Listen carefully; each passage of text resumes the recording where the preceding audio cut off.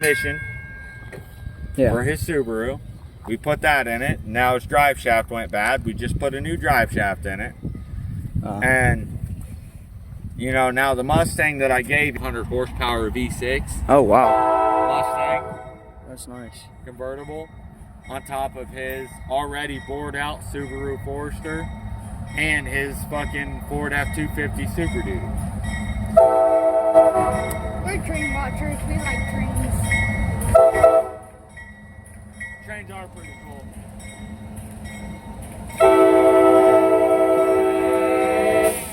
I love you, buddy.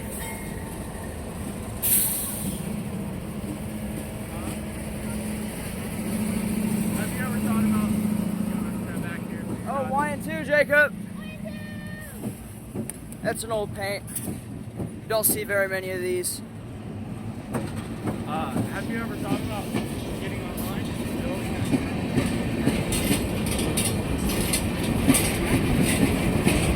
most of yards? You can build your own custom train for your own train track.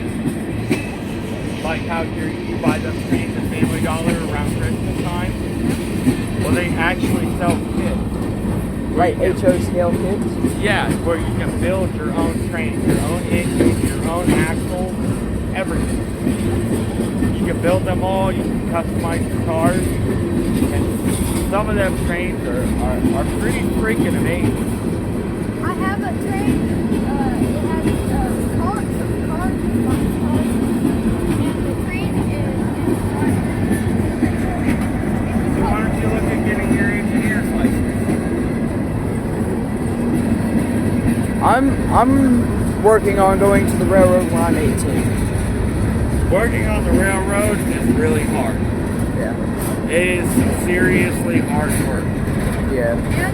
Your best bet, if you want to do that, is to do the smarts. I'm going for conductor. You want to study hard, work hard, and get your conductor's license. Because if not, you're going to start out as a rail junkie. You're going to be the motherfucker that runs up and down these railroad tracks, making sure the tracks are clear, making sure nothing's bent, warped, replacing the tracks. Yeah. You're going to be the guy running up and down a 300 car train. All right, that's locked in, that's locked in, that's locked in. I've spent a little bit of time working on a railroad. Oh, all right. I couldn't. I mean, I'm smart enough. I could have been a train conductor, but smoking weed, I kind of got lazy about it, and that's what I got. And when you run a quarter mile down the length of the train, checking all the connections, and then, you know, but when you actually, and that's one of my biggest regrets being 33. If I actually would have applied myself, I could drive one of those big ones. Yeah. Making 100, 150 grand a year just to sit in the cockpit, pull a lever. Yeah. Pull a lever. Blow a horn. Pull a lever, blow a horn. Yeah, pretty much. And it's... You know that train that I was talking about? You put water in it, the steam comes out, and it's Have you ever built a gas train? So they sell these little kits. That's a miniature V8 engine kit, or you can get 4-cylinder or 12-cylinder. They're little actual engines that run off gas, or well, they're small enough. They're called effluent. You build the engine yourself. And as long as you understand the mechanics of the drive shaft, the transmission, hook to the rear end, you can put it in a model train. And the smoke that actually comes out of it will actually be fuel smoke.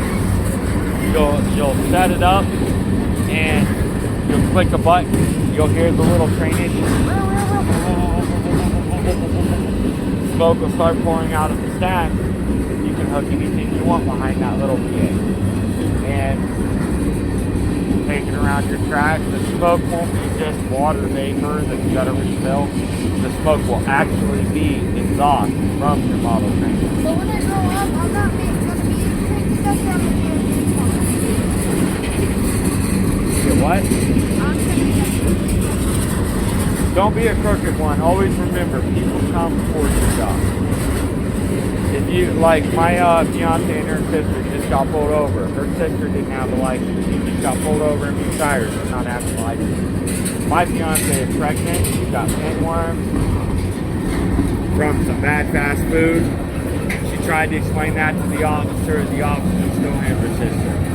You know, when you become an officer, you got to be able to look at, and I've noticed, like, as an example, black people. A lot of black people hate cops. They're all defensive, and they're all ready to fight. That doesn't mean that every black person you pull over, you need to look at it. Oh God, here we go. They're gonna throw a fit. They're gonna go irate. I'm gonna have a hell of a fight. You don't look at them like that. And that's, I'm not saying it's specifically the black people. I'm just using that as a reference. I can't put like it's like You know, you judge each person by their character as you meet them. Not, oh man, here's another black ass thug that I'm gonna have to fucking either tase or shoot to get under arrest. You know, but also be aware. And it's not aware that that black person could potentially pull the gun out and shoot you. Any person could. If you roll up on me as a white guy, I could unload a 9mm right to my door at you. Race should not be a dictating factor on how you treat the citizens. And the only reason I'm saying that, and out of context, it can be taken wrongly, but unfortunately, today's police force, they do treat African Americans and Mexicans and people of different colors with more prejudice. Don't be that type of officer. You know, and that may end up getting you killed early. It is. But at least you would die with a clear conscience of, you know, you would have people think, well, he never pulled me over and thought when I reached in my glove box I was grabbing for a gun. He never pulled me over just because I was black. He never pulled me over just because I was Mexican. He pulled me over because I did something wrong, and he straight explained it to me. They exercised their rights. He slipped my ticket through the window, said, hey man, this is what I pulled you over for. You blew that stop sign. You don't want to provide me with anything. Well, I have everything from your license plate. I'm not going to sit here and demand you give me your ID. I have everything from your plate. Here's your ticket. Slide it through the window. You have yourself a good day. Yeah, exactly. And I've met several officers that are like that, and they've gone pretty far in their career. They really have. But you have them other officers that, and if you ever make the police chief or commissioner, because you are the future of America, if you ever make police chief or commissioner, rotate your office. Rotate. Make sure you rotate. You know, if you've got these two officers mainly patrolling this predominantly black neighborhood, they're going to develop a prejudice. They're like, man, everybody we stop is all fuck you pig and, you know, all that. Whereas you have these two officers do this beat downtown for a few months, and you're like, okay, you two are going uptown and these two are going downtown. You keep that cycle of crunch mentality going. You don't allow that anger, that bigotry.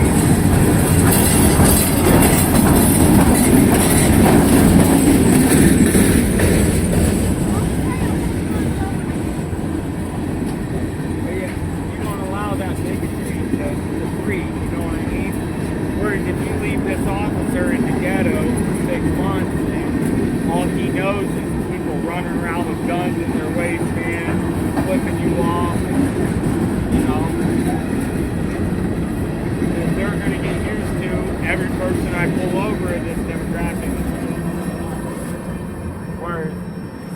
your officers out and you're like, hey, you guys have been on this beat too much, go to this